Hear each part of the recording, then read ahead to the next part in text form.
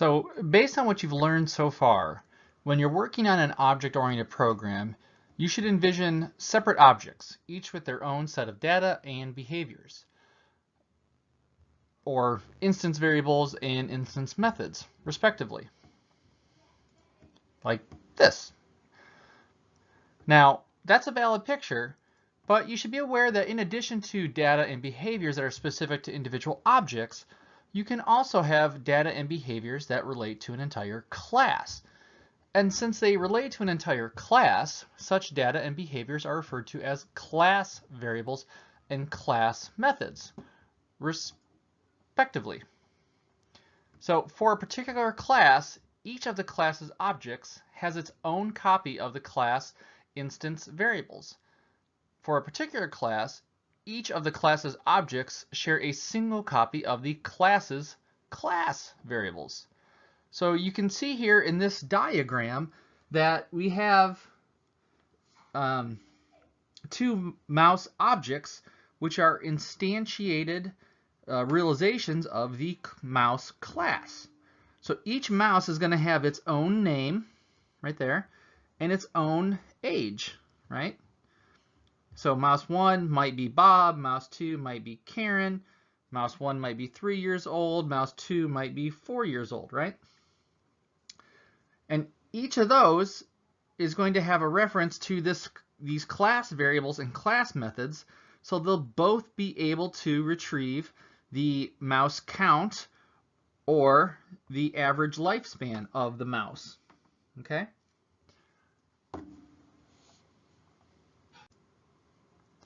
If you'd like a variable to be shared by all objects within the variable's class, you're going to make it a class variable by using the static keyword modifier in its declaration.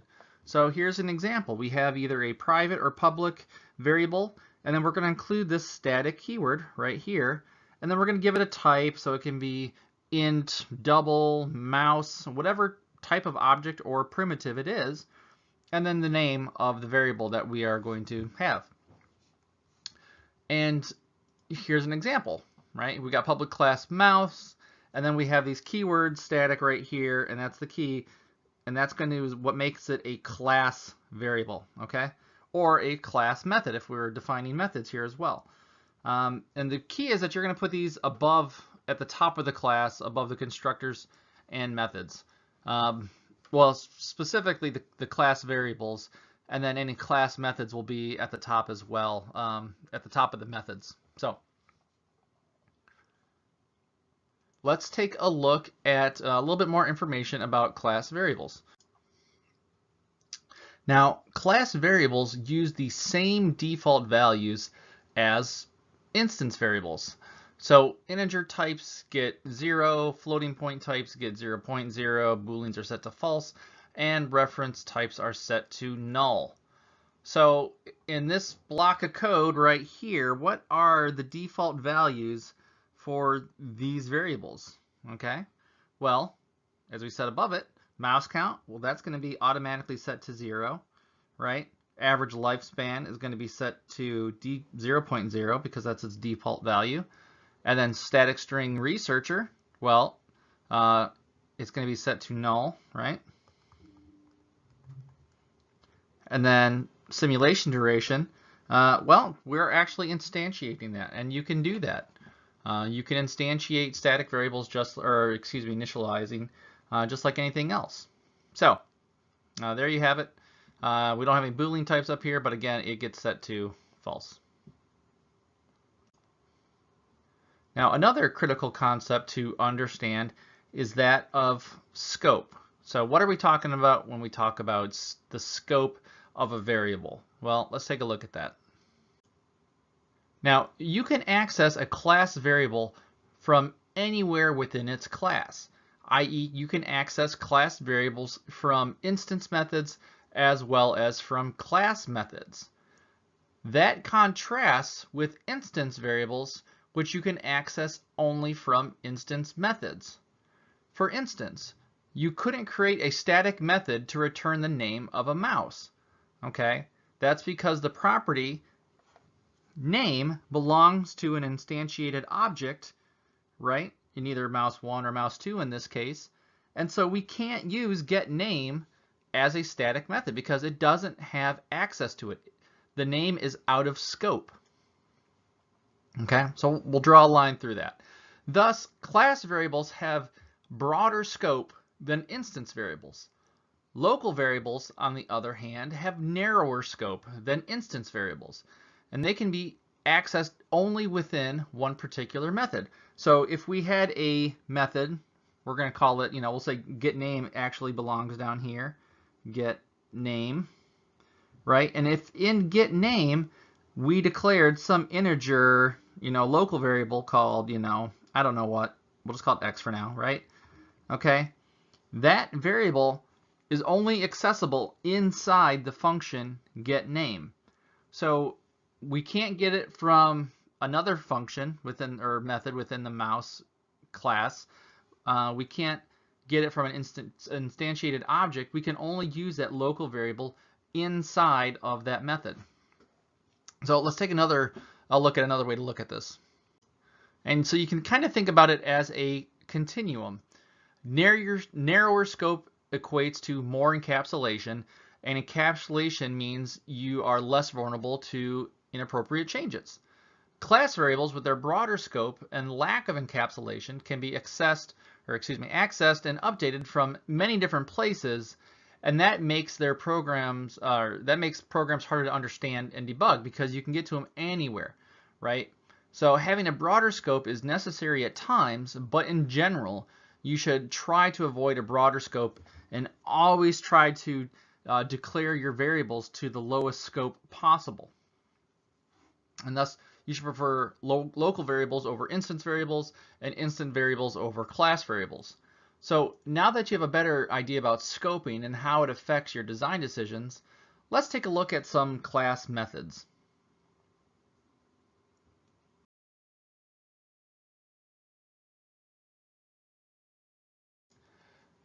If you have a method that accesses class variables and not instance variables, then you should declare the method to be a class method.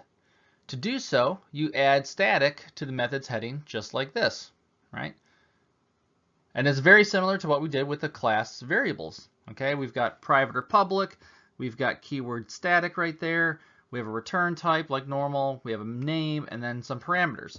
So let's take a look at an example of this. And here we have the public class method called setGoal, and we're using the static modifier, right? So there's the static modifier, and this means that we can set the goal without having an instantiated object to work with. So, and to access it, we are going to use the class name, to access class variables, remember, we use the class name with the dot operator and then the attribute that we want to set. So in this case, since goal is public, we can do it like this, right? And normally, to access a class member, so that means a class variable or class method, you're going to preface it with the class name, right? So here, this is the standard way of accessing it that I just talked about. However, there's a shortcut syntax for class members. And when we're accessing a class member, you can omit the class name and dot prefix if the class member is in the same class as that you're trying to access it from, and there's no confusion with other same named variables. So for example, right, since getAllPennies here method is inside the penny jar class and there are no other allpennies variables in the method, we could have written the getAllPennies method just like this. Okay? So you can see here, this is the same thing. We are accessing allpennies, which is a class variable right here, right? We are accessing it without the dot notation because we are already inside of the penny jar class. If we're outside the penny jar class, then we need to call pennyjar dot allpennies. Right? We could say equals 100, just as an example. Okay. Okay, so here we have the penny jar program, which we are going to use to demo what we've talked about. So we've got our trusty files that the author was kind enough to provide for us. So let's take a look at them. So we've got this class called penny jar, and in it we have two class variables called goal and all pennies. And then we have a instance variable called pennies. Note the lack of a static keyword there. And then we have two instance methods. We've got get pennies, which is going to return the number of pennies in this particular jar, right? An instantiated copy of the class. And then we also have a method called add penny, which is going to add a penny to that instantiated object's penny count, right? And it's going to actually do some additional stuff. It's going to say, hey, if, print out clink, because we're adding a penny to the jar, and we're going to increment not only our penny, our number of pennies, but we're also going to increment the number of pennies that they have in all of the jars, because it's like, a bunch of buckets. If we put one penny in, that we're going to increase our total count. And then it says, if penny jar all pennies is greater than the goal, then system.out.print line, it's time to spend, right? So here you can see we have a static method or a class method called setGoal. So we can access this from anywhere. We don't need an instantiated copy of the object to set the goal, right? And here you can see goal is equal to, or the penny jar goal is set to whatever we pass in. Here we have another class method called get all pennies, in which we return the number of pennies for all penny jars, right? All right, so we're going to go ahead and compile that. All right, we're good. And we're going to take a look at the driver. Here we have the driver. We are creating two penny jars. And for penny jar, we are setting the goal. So you can see here, this is our class method. It's not an instance method because we are calling it from the class name, right? And we're setting the goal to 4,000. Well, that's kind of high, so let's just set it to 10.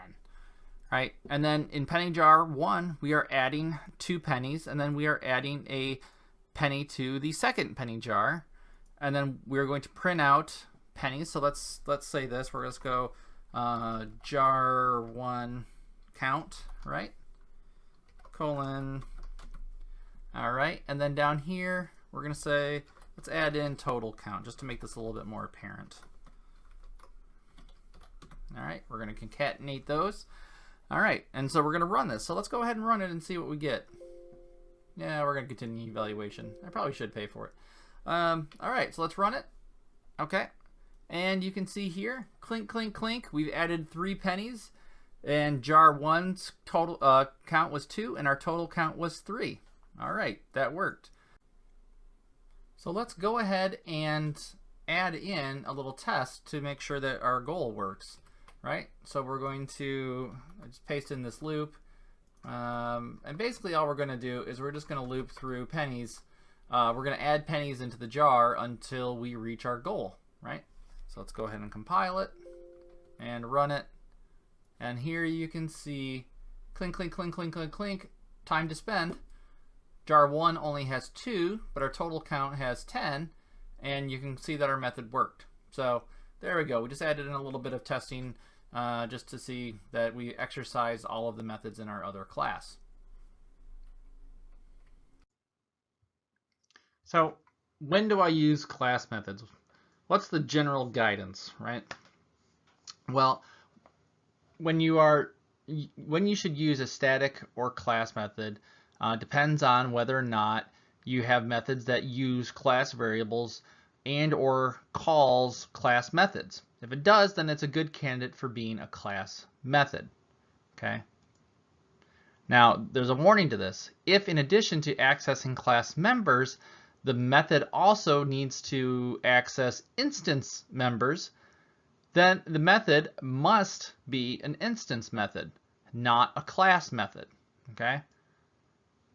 So, for example, getName must be a instance method. It can't be a class method.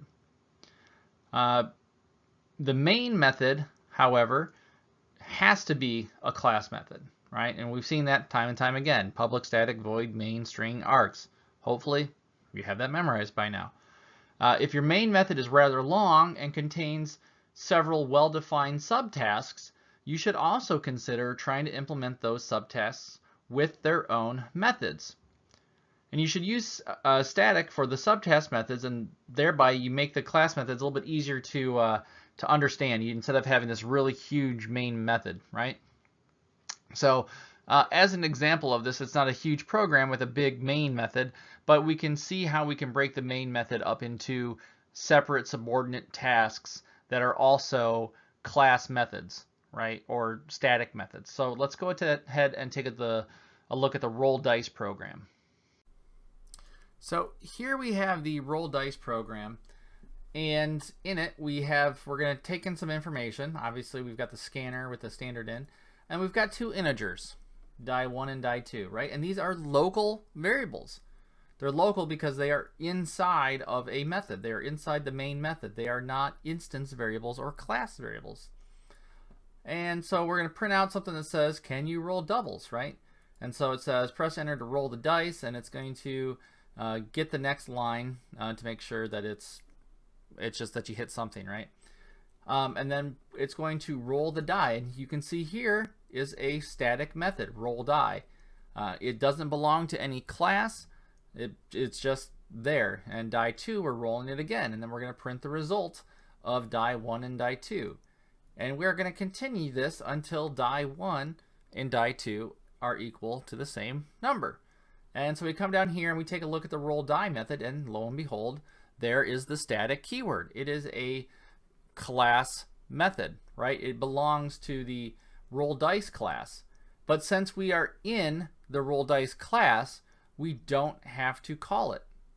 We don't have to say, you know, roll dice dot roll die, right? We can just call roll die because we're inside of the class already.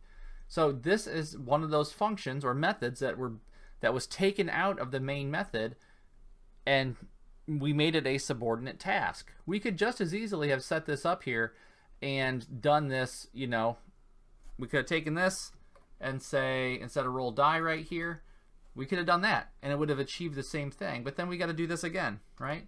And then what happens if we want to change the program? Now we've got to go through and change this in every single location. And that's not very convenient.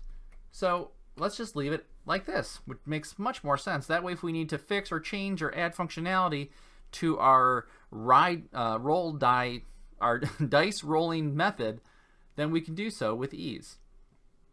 And then of course we have another static method or another class method called print result, where we pass in the value of two integers, and it tells us a special message. If they are equal, then it says, yay, you rolled doubles. And if it's not doubles, then it says, this is what you rolled, right? So if we run it, and we'll see here, it says, can you roll doubles? Hit enter to roll the dice. No dice. You rolled a 2 and a 1. All right. And we could be here all day. Oh, but we're not. Look at that. We rolled 2 5s. Thanks for playing. Okay, so here's a very simple program where we took some level of functionality and we broke it out of the main function into a subordinate task for ease of understanding and to make really this part much more streamlined and easier to read.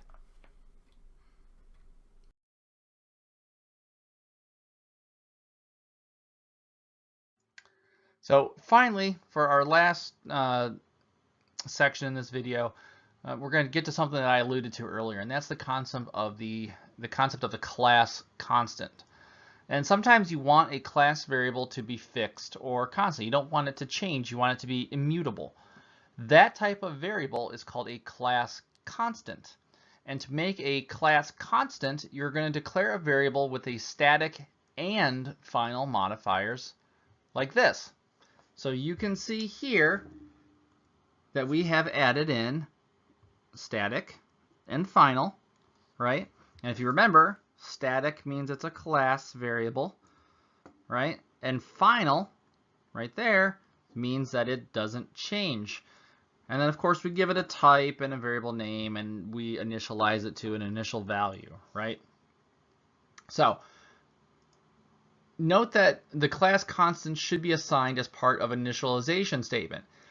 If you attempt to assign a variable to a class constant within a constructor or a method, it's going to generate a compilation error because it's a class constant. It's not an instance constant, right?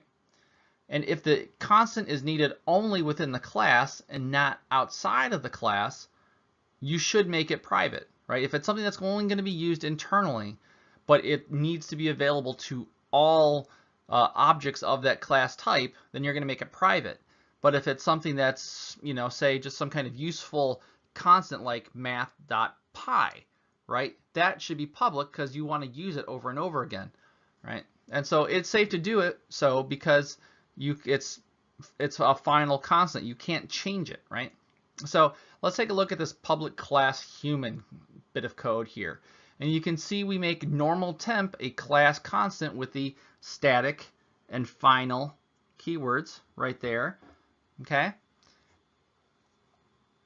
And we can do this because everybody has a normal internal temperature of 98.6. And of course, normal temp, we know it's a constant because it's all uppercase, right? All these letters are uppercase, right? So that's how you know that it's a constant, and that's by convention. So we talked about it a little bit earlier, but hopefully everything's coming together now, because I know it can be confusing looking at, what's this final, what's static.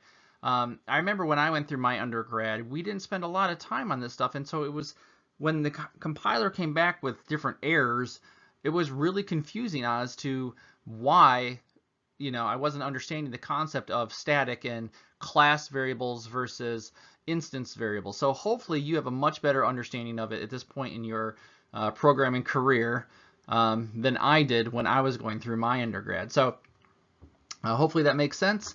And let's go ahead and wrap this lesson up with a summary of what we talked about. So, in closing, we talked about object creation. We talked about how do we assign a reference to a newly created object, or assign a newly created object as a reference to another variable. We talked about how to test objects for equality. How do we compare two objects together? Because remember, we can't use the equals equals, right? That's a no-no. We can't do that. We got to use dot equals, right? We got to create a method called dot equals to compare two objects together. Okay. We talked about passing references and arguments and some of the pitfalls that can happen if we're thinking and we're swapping things around, and instead we're just doing that internally because they're actually local variables and they're not the original variables that we think they are, right? We also talked about instance constants as opposed to class constants, right? What else did we discuss? Well, we also discussed advanced methods topics such as method call chaining. You remember that, where you have the method returning a object or itself. It's basically returning itself, so it can call another method immediately after it. We talked about how it can help clean up code. We talked about overloaded methods. So you don't have to come up with 30 names for the same thing. You can have one method name and different return types and different arguments, and the compiler will automatically sort out which one you need based on what you're giving it or what you're looking for. We also talked about constructors and how to overload constructors as well. You can create 50 different constructors for your object given any number of different parameters. And finally, we talked about class variables, scoping, class methods, and class constants. So now remember, the big one with this one is static, right? Okay, and then the big thing with constants is final. Okay, keywords final, whoops, not final. Beep. Okay, and then static is the key thing for class variables and class methods. So hopefully it all makes sense. If not, bring your questions to class, and I will see you in the next session.